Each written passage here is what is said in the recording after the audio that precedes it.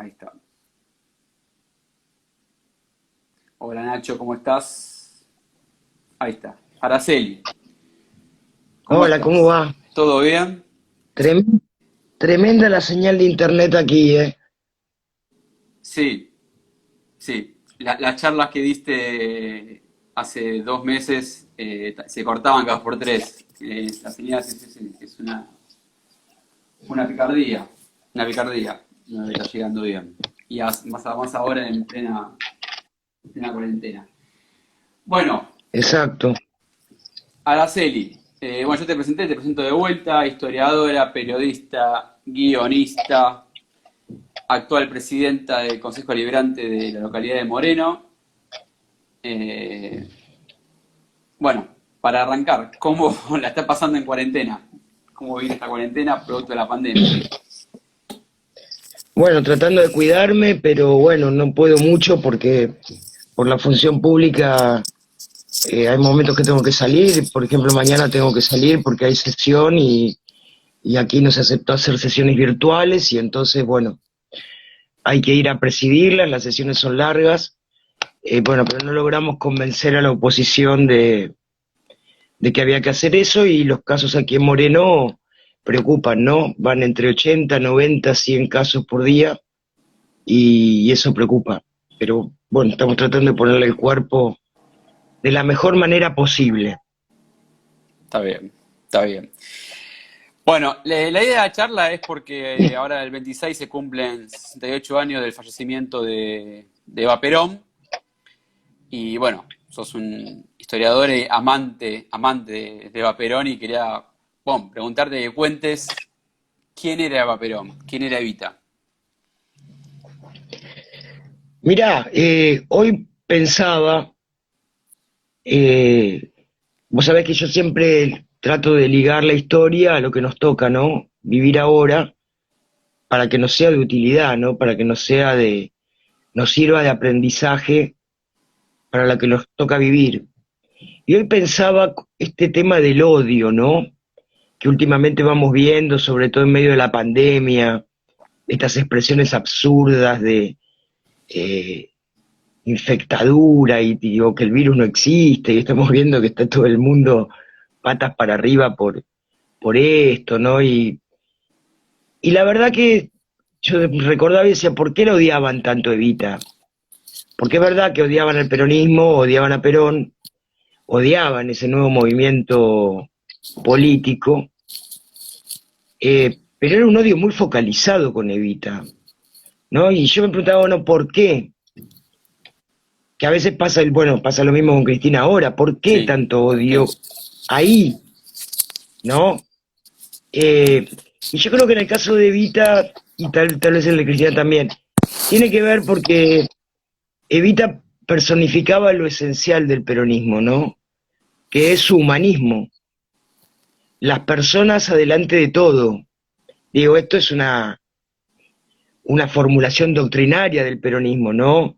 La política, la economía, bueno, todo al servicio de las personas, no al revés. Pero en el caso de Evita se visualizaba como muy bien eso, por el tema de la fundación, por el tema de su entrega, por su carisma, por cómo la amaba el pueblo. Eh, y creo que fue esto lo que provocó un enorme odio, y hasta continuó después su muerte, ¿no? Vos sabés que murió en 1952, después de la mal llamada Revolución Libertadora o autodenominada Revolución Libertadora, secuestraron su cuerpo, estuvo hasta 1972 desaparecida. Digo, cuánto ensañamiento, y cuando apareció su cuerpo muy maltratado, bueno, todo lo demás.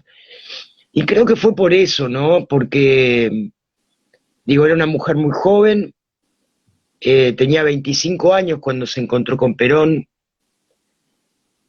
la que los que la odiaban decían que era una aprovechadora, que se había acercado a Perón por especular, y la verdad que no es verdad, porque digo, Evita había llegado en 1935 a Buenos Aires, ella tenía 16 años, para ser artista. ella quería ser actriz. Y la verdad que la peleó mucho, ¿no? Y cuando lo conoció a Perón, ya Evita tenía 3 programas de radio, eh, estaba filmando una película, La cabalgata del circo, era de las figuras populares, en aquel entonces la radio era como hoy es la televisión, digo, Sí, sí, sí. ¿no? La gente iba a las radios a ver a las figuras que hacían los radioteatros, ¿no? Y todo lo demás. Eh, de manera que tenía una posición económica buena, digamos, se había logrado comprar una casa en la calle Teodoro García y en el barrio Colegiales. No era cierto esto de que se acercó a Perón para aprovechar nada, digamos. Y a su vez, bueno, Perón también estaba en un punto muy alto de su carrera militar y política, era secretario de Trabajo y Previsión, era ministro de Guerra, era vicepresidente de la Nación, todo eso junto, Sí, todo eso. y estaba pergeñando un movimiento. Tampoco es cierto que Evita era una bruta y que Perón la hizo, ¿no? Que era como una suerte de diamante en bruto y que Perón la construyó. Digamos que Evita había sido cofundadora de la asociación gremial que reunía a sus compañeros de radio y que después fue la presidenta de esa asociación gremial, digamos. Era una dirigente gremial, ¿no? Sí, Y la verdad es que los dos juntos dieron este, origen al peronismo. Después del 17 de octubre, bueno, se casaron y la verdad que tuvieron escasos meses de tranquilidad porque enseguida empezó la campaña política para las elecciones de febrero de 1946, y fueron los dos constructores del peronismo, ¿no? Por supuesto con otras fuerzas que se fueron sumando, pero como figuras. Y, y bueno, y después rápidamente Eva, después de un tiempo de duda, hay un buen testimonio que lo cuenta Paco Yamandreu, que era quien la atendía, su vestimenta, su pelo y demás, su cosa estética, digamos, y que ella le había dicho, ¿no? Muy al comienzo ya Perón había ganado las elecciones. Y ella decía, tengo un pie acá y otro allá, digamos, un pie en mi carrera política y otro pie, no mi carrera, un pie en mi carrera artística y otro pie en la política, ¿no? De hecho, logró filmar otra película que fue La Pródiga, eh, pero bueno, cuando Perón la manda a España, porque le habían invitado a él a ir a España, pero él no quería dejar el territorio, entonces la manda a ella, tema, cuestión inédita, imagínate que ella sí, no sí, tenía sí. ningún cargo en el gobierno, ¿No? ella solo era la primera dama, digamos, eh, y viaja a Europa casi no, viaja a Europa como si fuera una embajadora, ¿no? La reciben por supuesto en España, pero también la reciben en otros países, la recibe el Papa, con protocolo diplomático, Diplomático. digamos, y esto también despertó un interés en el mundo, porque era raro una mujer tan joven, linda, carismática, de un país de Sudamérica, que hiciera eso, digamos. Entonces la entrevistaron en las revistas internacionales y bueno, más odio acá a la oposición, ¿no? Porque además lo que decían es, ¿quién es esta tipa para ponerse a hablar por radio, por ejemplo, y hacer campaña o por el voto femenino, o por los precios? Le hablaba a las mujeres, básicamente, que cuidaran su canasta familiar, bueno, todo eso. Y por ahí lo hablaba desde el despacho de un ministro, no era prolijo eso. Entonces decían, pero ¿quién es esta mujer? ¿Por qué hace esto? Bueno, hubo cantidad de episodios en el Congreso que presentaban proyectos de cuestiones de privilegio, no sé cuánta cosa para tratar de pararla, ¿no? Y bueno, cuando ella vuelve de Europa, ya ahí tiene claro lo que quiere hacer, ¿no? Ella dice, yo no aprendí en Europa todo lo que no tengo que hacer respecto a la obra social, ¿no? Si todo lo que viene a Europa de obra social es lo que no hay que hacer. Y Y bueno, ella no cuenta la razón de mi vida, ¿no? Ella dice que Perón le empezó a explicar, y bueno, que era todo un proceso largo esto, ¿no? Que primero había que tratar de que las divisas no se fueran de la Argentina, para tratar de poder invertir aquí lo más posible, para poder crear trabajo, para poder redistribuir. Bueno, y ella dice, pero eso va a tardar mucho tiempo. Y Perón le dice, bueno, sí, va a haber alguna generación de argentinos que no lo va a llegar a ver porque... Y ella dice, bueno, pero esa gente necesita ahora. Claro, hoy. Y ahí es cuando ya, digamos, es como si vos dijeras, bueno, ahora la pandemia, bueno, tenemos la pandemia y bueno, sí, hay que primero negociar la deuda externa y después ver cómo se puede reformar, no sé. Bueno, sí, pero la gente se está muriendo Claro, ahora. claro. Y entonces, bueno, ahí fue cuando surge lo de la fundación, que lo empieza con 10.000 pesos de aporte personal, digamos. Perón dice que fue de su sueldo, yo no sé si fue del sueldo de Perón o el de ella, pero no es cierto que era un aporte personal. Y claro, rápidamente la fundación empieza a crecer. Y sí, ahí está, en un año 122 millones de presupuesto y en 1952 2.000 millones. ¿De dónde salía esto?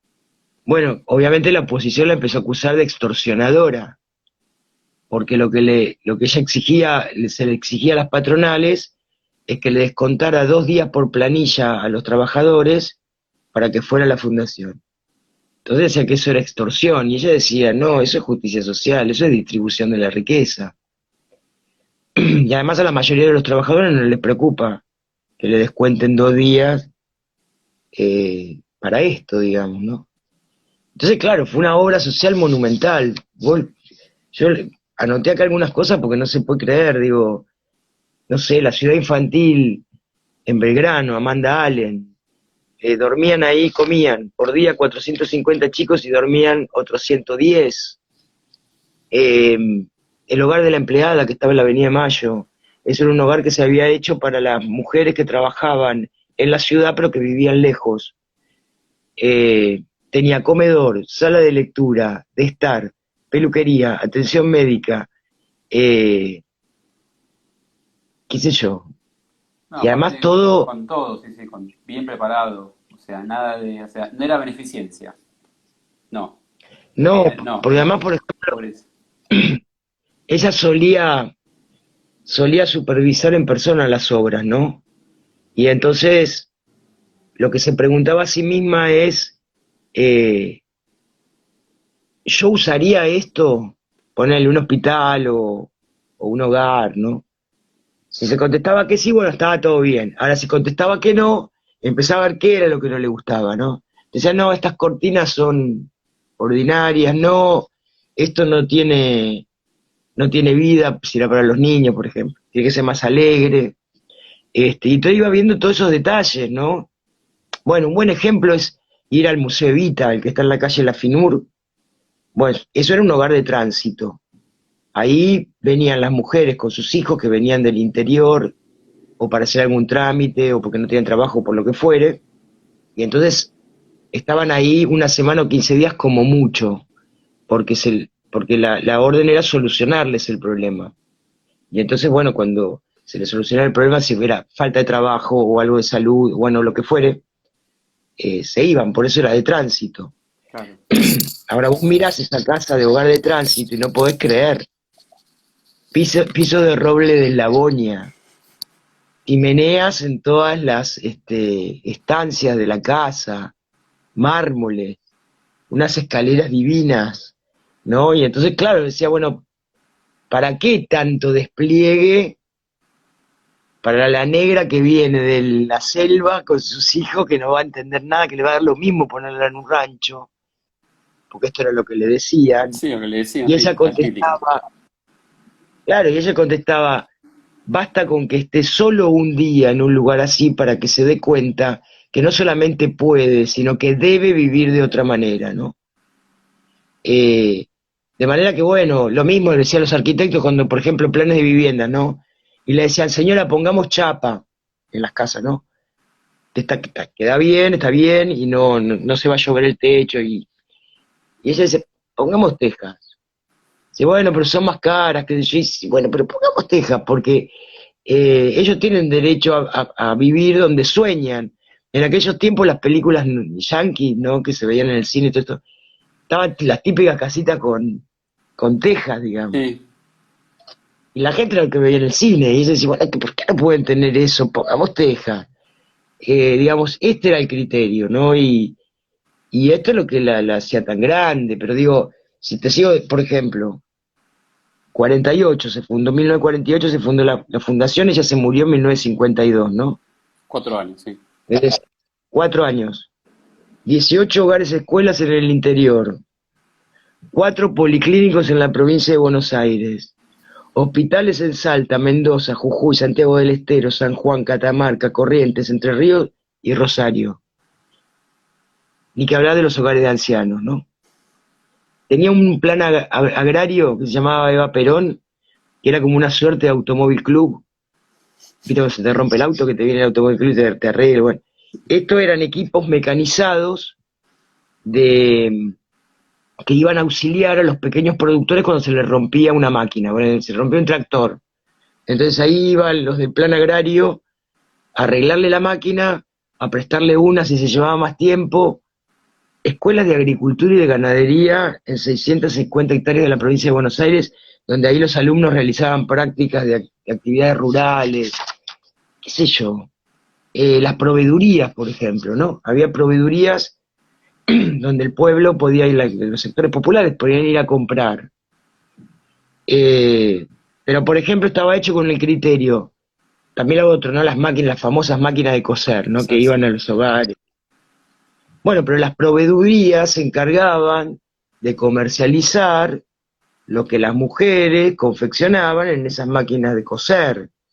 Digamos que no era una acción social a la Bartola, No, estaba todo dentro de una concepción de país, porque bueno, también tenemos que decir que el peronismo, Perón, el plan quinquenal, inauguró está una hablando. forma, exacto, una forma de gobernar planificada, digamos, hasta entonces nunca se había planificado el gobierno.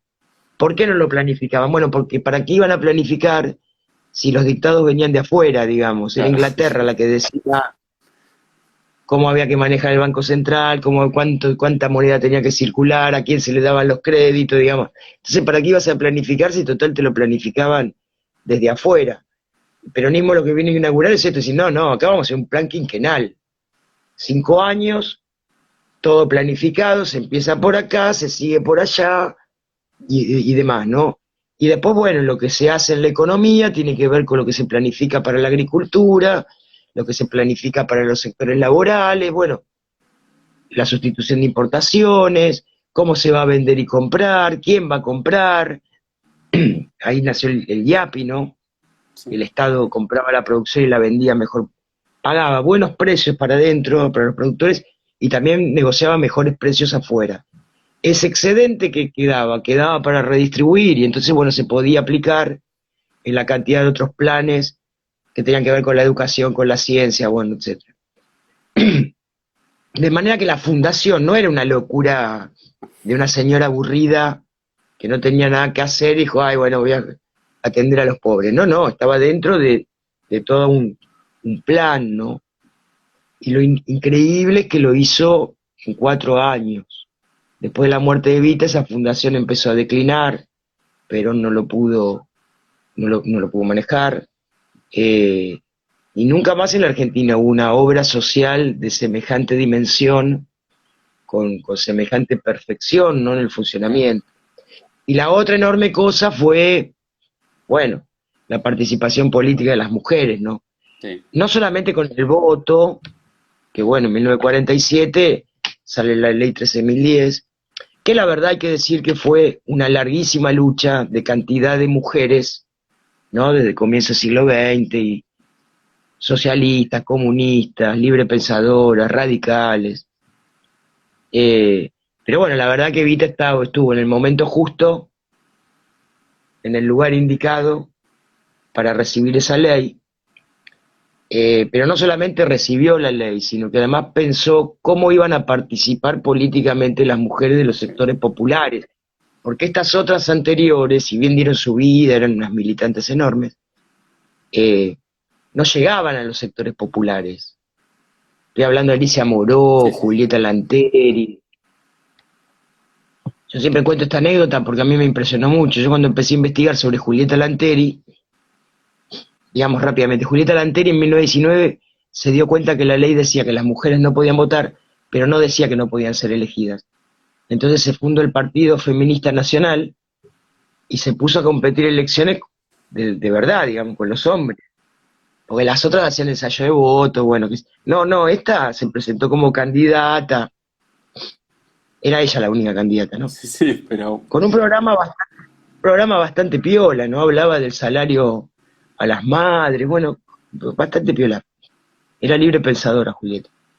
Y, y bueno, en 1919 arma el partido y empapeló la ciudad de Buenos Aires con una foto de ella que decía, en el Parlamento una banca me espera, llevadme a ella, bueno, se vestía de blanco con toda la moda de ese tiempo, ¿no? Empezaban a hacer, daba conferencias de propaganda, como se llamaba entonces los actos partidarios, digamos, y el recorrido se iba por las esquinas de la ciudad y a la mañana estaba en Chacarita y a la tarde estaba en Flores, digamos, una cosa muy loca también, ¿no? sí, para la época sí, sí. Y los diarios publicaban eso.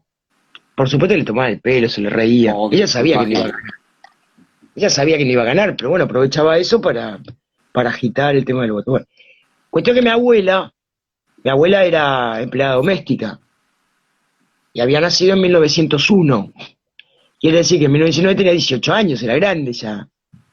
Y yo empiezo a investigar sobre Julieta, mi abuela estaba viva, muy lúcida, se murió como a los 89 años, muy lúcida.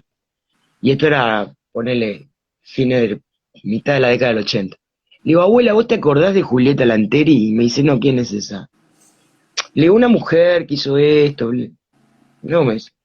Le digo, pero en los diarios publicaban las conferencias de propaganda que hacían. Me miró y me dijo, es que nosotras no leíamos los diarios. Digo, bueno, pero en el centro había puesto los afiches en todas las paredes y me mira y me dice, es que nosotras no íbamos al centro. Claro. Entonces, era a estas mujeres a las que Eva les habla y empieza, primero les habla a ellas directamente eh, y además piensa una estrategia, cómo va a ser para que estas mujeres participen, porque no estaba bien visto que las mujeres participaran en política, eso era cosa de hombres, bueno. Y entonces arma las 23 delegadas censistas, ¿no? Que manda a cada una de las provincias con el mandato de que tenían que armar unidades básicas femeninas. No podían entrar hombres. Esto era por dos razones. Una, porque las iban a calificar de prostitutas. Si entraban los tipos, iban a empezar a decir que hacían fiestas, bueno, con eso. Y la otra, para que los tipos no las manejaran. Por eso decidieron hacer un partido peronista femenino, aparte del partido peronista masculino. Por supuesto que todos Sí, sí, sí, confluían, ¿no? por supuesto. Sí, sí, sí, Pero sí. era parte, con sus propias autoridades, con sus propios reglamentos, con sus propias normas.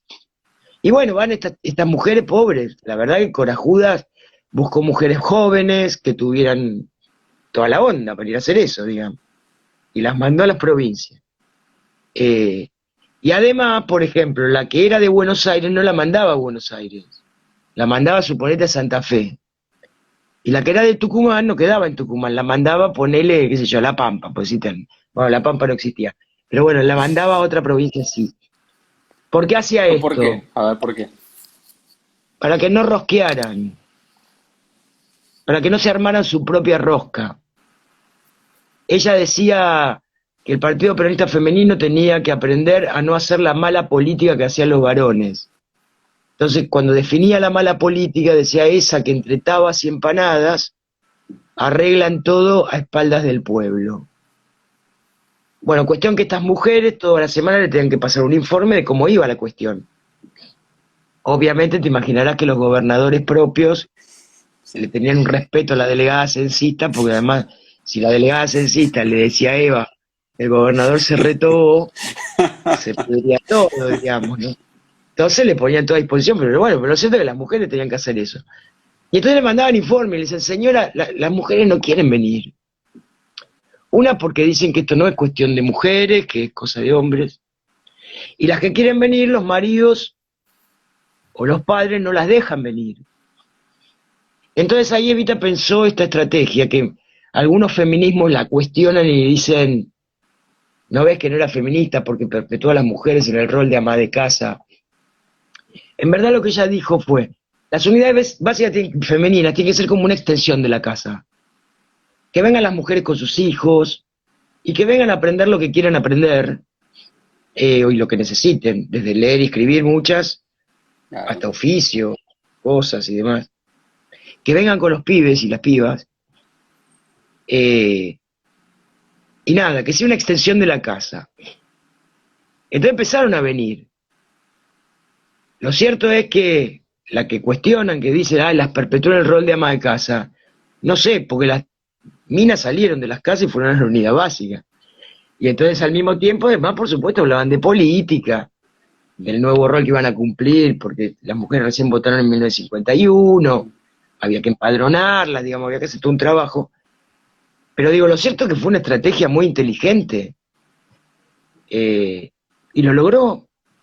El Partido Peronista Femenino lo armó en 1949, ¿no? 26 de julio de 1949, mira, la misma fecha que La misma después ella fecha. se iba a morir años después, ¿no? Y julio de 1949, a fin del año de 1949 había 6.000 unidades básicas femeninas en todo el país. Genia, genia absoluta. Nunca ninguna de las otras feministas previas habían logrado semejante movilización de mujeres, ¿no? Y la otra cuestión era que esas feministas previas ahora estaban de la vereda enfrente, porque bueno, cuando la elección del 46, que se arma la Unión Democrática, ahí se juntan los radicales, los socialistas, Los comunistas, todos, sí. los comunistas, bueno, y las mujeres que habían estado previa a Eva, venían de esos espacios, socialistas, radicales, comunistas, que la odiaban, como odiaban al peronismo. Entonces por eso, cuando empezó todo el tema del voto, decían, ahora no queremos votar, después que habían luchado toda su vida por eso, digamos, bueno, las tuvo enfrente. Entonces cuando ella decía, yo no soy feminista, ni lo quiero ser, se estaba refiriendo a esas mujeres que en la Hay que Argentina contextualizarlo, claro, por eso. Sí. habían, habían devenido gorilas, digamos, ¿no? Pero bueno, nada, a mí me gusta rescatar de Eva hoy el espíritu, ¿no? Con lo que hacía, cómo hacía las cosas, Ah, cómo hizo todo, digamos. pero como decís vos, o sea, se la critica a Eva por eso que decís vos de la extensión de la casa, pero había que entender el contexto, como decís vos, y que muchas feministas, muchos valientes feministas dicen que Eva no era feminista, pero bueno, como decís vos, hay que entender el contexto en el que hablaba, el momento, a quién tenía enfrente. La feminista en ese momento, un tema de envidia, un tema de personalismo, criticaron la posibilidad de que le estaba dando Evita a las mujeres, ¿no? Como estás diciendo vos. Hay Sí, yo un, creo que sí, odiaban su llegada a los sectores populares, porque ellas no habían podido llegar. Y en definitiva creo que todos los opositores odiaban eso, y lo siguen odiando. sí, sí, sí, sí, sí. Eh, bueno, lo primero que te dicen, negro, cabecita, bueno, en aquel tiempo cabecita Sí. negra, y bueno, y el peronismo tuvo la inteligencia de tomar lo que era como insulto y convertirlo en un galardón, ¿no? A mí me daba mucho orgullo, sí, sí, yo soy una negra del pueblo, ¿cuál es el problema? Me encanta, digo, me muero si me dijera que soy una concheta, ahí sí no me gustaría. Y bueno, y esto que hacía Evita, ¿no? Mi grasita, mi descamisado, mi convertir en algo de orgullo y además cariñoso, ¿no? Yo creo que esto del cariño no es un chiste. Eh, Sobre todo en tiempos como los que vivimos ahora, ¿no? Con esta pandemia espantosa, con esta cosa que te enfermas y te tenés que aislar y te quedás solo, bueno, esta cosa que es tan dura, ¿no? Tan cruel. Yo se lo decía hoy a alguien que cuando yo lo escuchaba a Alberto Fernández hablar, ¿no? Cuando cada vez que extendía las cuarentenas, ¿no? Que yo la verdad que no le prestaba mucha atención a las filminas, como dice él, porque me aburre a mí toda esa cosa de los números. La verdad que para eso prefiero leerlo, porque si me pierdo, ¿viste? Bueno, aunque tenga filminas y todo eso. Pero que yo sentía que me tranquilizaba, ¿no? Y decía, ¿qué es lo que me tranquiliza si yo no le estoy mirando todos estos números que está diciendo? Y si a mí me tranquilizaba el tono. ¿Y por qué me tranquilizaba el tono? Porque era un tono cariñoso. Entonces yo ponía el ejemplo, por ejemplo. El gobierno anterior, venía Macri y te subía las tarifas de luz, ponele, te las dolarizaba, sabiendo que vos ganas en pesos y no las vas a poder pagar. Aumentos terroríficos. Una angustia teníamos todo, que si cómo voy a pagar esto. Y te salía el tipo en una conferencia de prensa y decía, si estás en patas y en remera es que estás derrochando energía. Encima me reta, decía yo, este tipo. ¿No? Y decís, pero puede ser de Dios. Sentís que no te quiere, que en verdad te está despreciando. Y lo que pasa con Alberto es al revés, sentís que te está queriendo proteger porque te Claro, quiere. Bueno, esto es el peronismo, esto hacía Evita. entonces evita. La gente de los sectores populares la amaban, pero porque ella los quería. Vos te das cuenta cuando te quieren o no te quieren. Vos te das cuenta que cuando te desprecian o te miran con asco. Bueno, los pueblos también se dan cuenta. Si te sale un tipo que te dice, ay, vamos a ver qué pobres son los pobres. Y vos decís, pero sos tarado. Los pobres son pobres. ¿Cómo hay? Vamos a ver qué pobres son los pobres. Que hay un una cosa para medir pobre, no sé. Claro, la gente la pasa mal, no come, pobre. No puede pagar la luz, es pobre. No tiene trabajo, pobre. O que te Claro. decían, ah, te creíste que podías tener un celular y una tele linda. ¿Y por qué no puedo tener un celular y una tele linda? Lo Bueno, peor de eso es, es que uno se la crea. Eso es lo peor. claro, Eso es lo que, obvio. eso es lo peor. Yo conocí en mi trabajo una de las chicas que limpiaba que me dijo que las vacaciones son para los que pueden. Le digo, ¿cómo para los que pueden? Así nomás me dijo, no, vacaciones con piletas son para los que pueden. Le digo, no, son para ¿Por todos. qué? Pero es como que ya Claro, está, lamentablemente, no, bueno, eso es una parte de la lucha, ¿no? La lucha por la conciencia, pero ya está mentalizado o mentalizada en este caso que es su rol, es su lugar y va a ser así. claro, pero justamente a eso vino a darle el peronismo. Claro. Hable de A dignidad. decir, no tiene por qué ser así.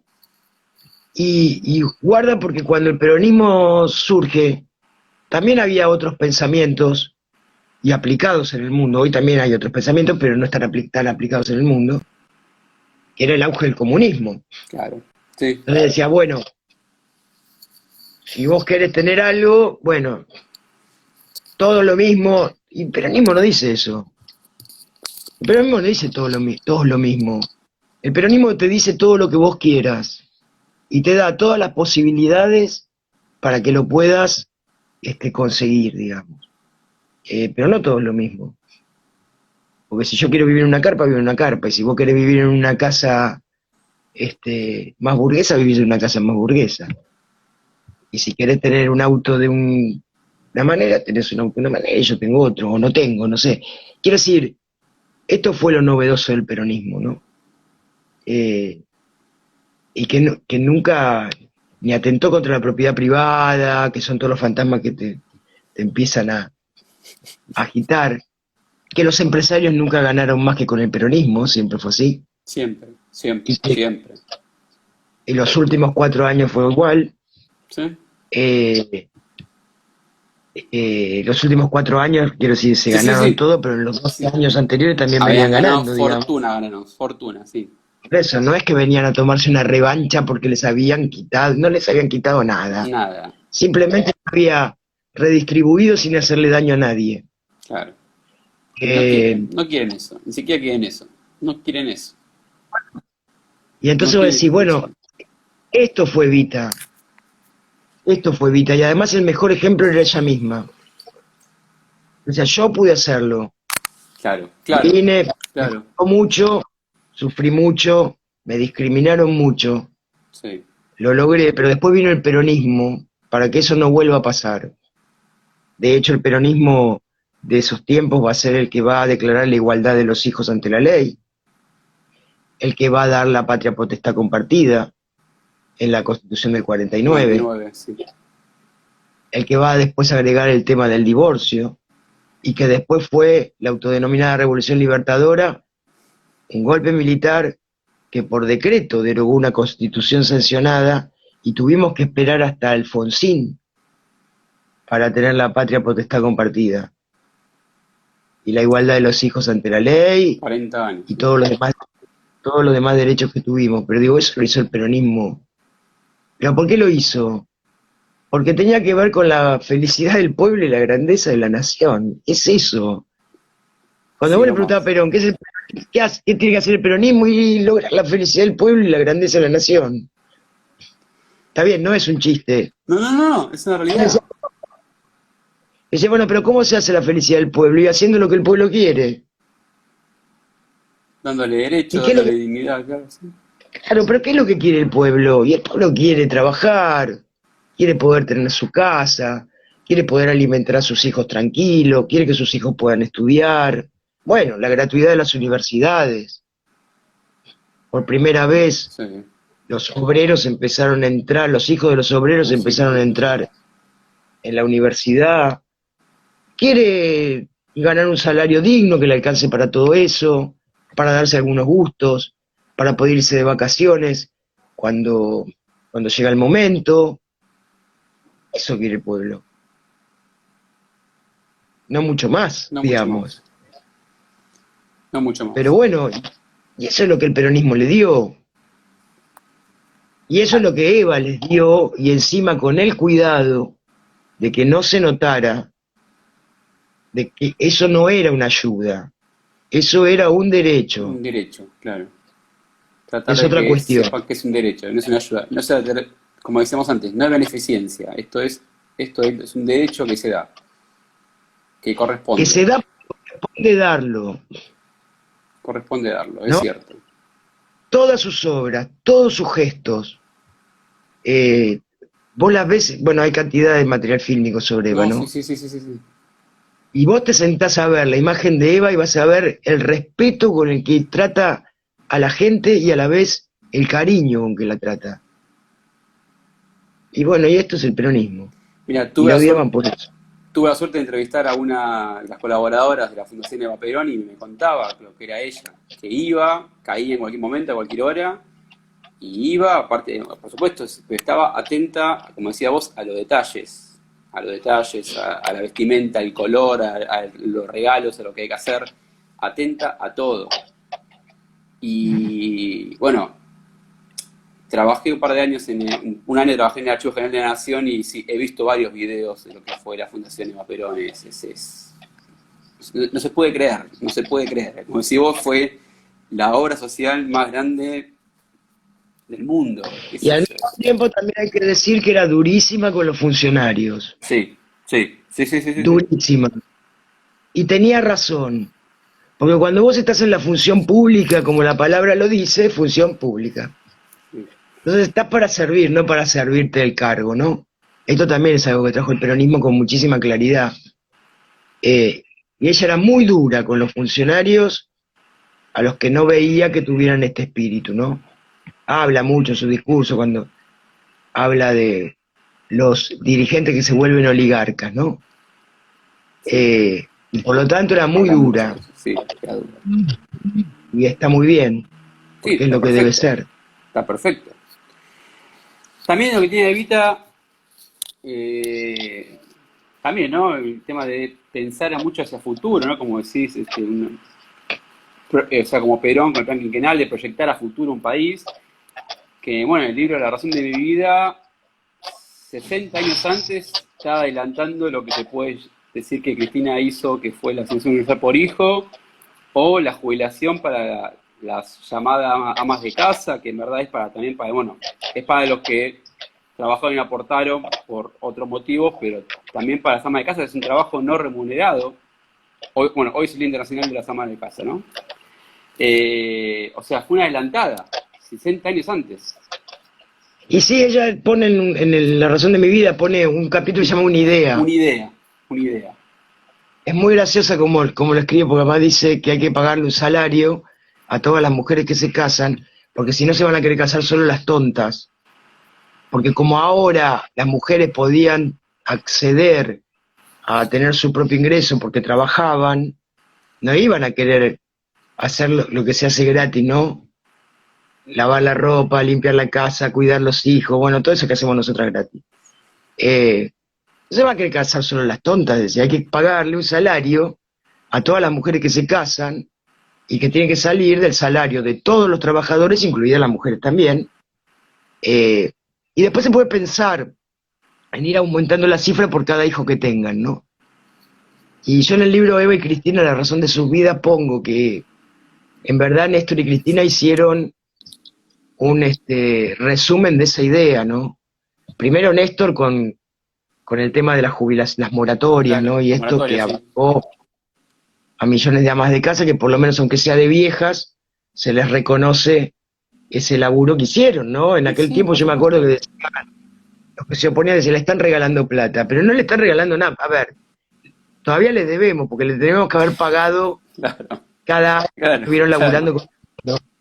Pero además no se lo regalaban, porque si se lo descontaban de la jubilación, vos entrabas en la moratoria, y de acuerdo a los aportes que tuvieras, o ninguno, te descontaban durante un larguísimo tiempo hasta que cubrías lo que debías haber aportado, digamos, no le estamos regalando nada. Y después cuando Cristina completa con la asignación universal por hijo, ¿no? Entre los Sí, dos hicieron cerró esa idea de Eva, ¿no? la idea de Eva. Es impresionante. Sí. Impresionante. Impresionante.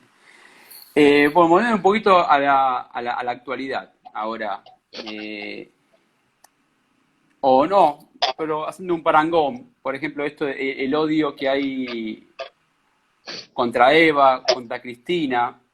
Vos en una de las charlas que diste hablaste de que la misma historia ocultaba a las mujeres políticas. Que fue, ¿no? ¿Por qué? ¿Por qué pensás que la misma historia oculta a las mujeres políticas? Que hubo que después tuvo ni el revisionismo histórico más actualizado para empezar a darle entidad. Sí, tampoco el revisionismo histórico, te voy a decir, Tampoco, el tampoco, no, por tradicional eso, tampoco. más en los 90, más en los 90 2000 Sí, empezó el auge, sí, sí, sí, porque tampoco es el mismo histórico, es cierto. no, si eran más machirulos que... eh, no, es increíble, vos lees a Pepe Rosa, por ejemplo, y te habla de rosas, y Encarnación no la nombra. Y Encarnación hizo la revolución de la mujer, ¿no? Encarnación Escurra. Sí, sí, Hizo sí. la revolución de los restauradores, le cuidó las espaldas, pero ni la nombra. Vos decís, ¿cómo pues? Qué machirulo. Este, pero bueno, eh, es que eso es el patriarcado. La historia la han escrito hasta no hace mucho los hombres. No hablemos ni de Mitre ni de López, que No, no, no, no, obviamente, no, sí no, no, no, no, más actual, más actual. Sí, sí. La historia que escribieron los hombres, es eh, cierto. y entonces nada, y además las mujeres estaban para lo doméstico.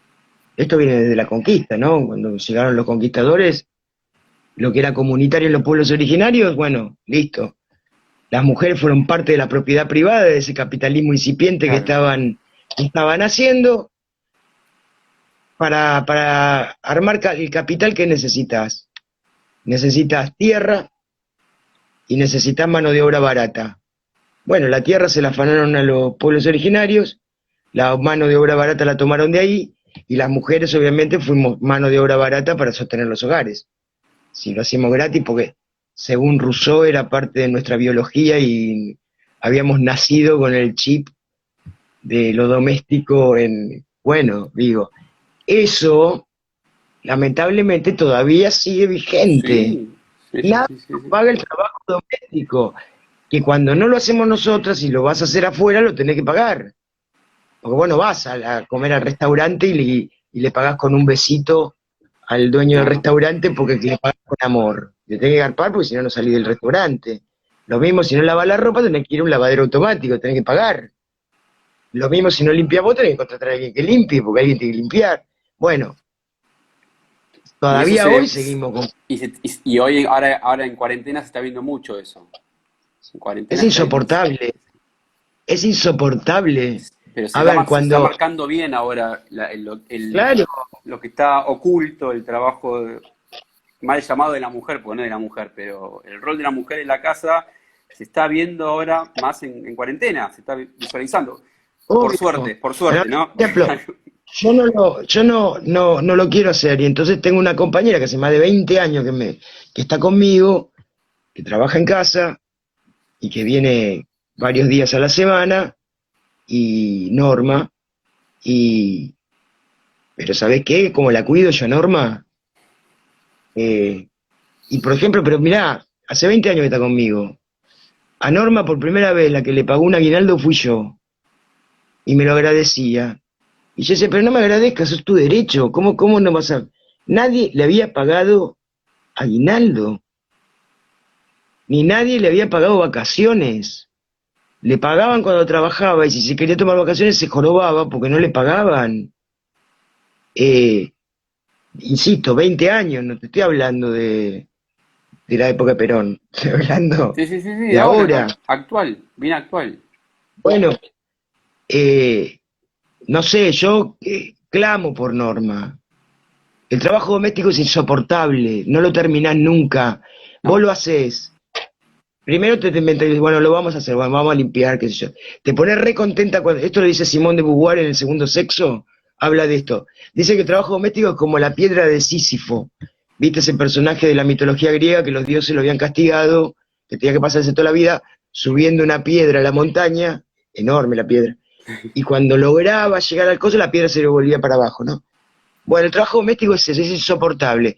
Vos terminás de limpiar, un esfuerzo enorme, ordenás, limpiás, qué sé yo, estás contenta. Al día siguiente otra de vez. vuelta, sí, sí, es todo es, no es un trabajo que no termina nunca. Es Un trabajo insoportable. que no termina nunca. Araceli, discúlpame, Bueno, Araceli, se está por cortar, ¿podemos conectarnos de vuelta? ¿Puede ser? bueno, ¿qué Dale. hago? Se No, corta y vuelvo. se corta y vuelvo, sí, dale. Ok, Ahí dale. estamos todos de vuelta.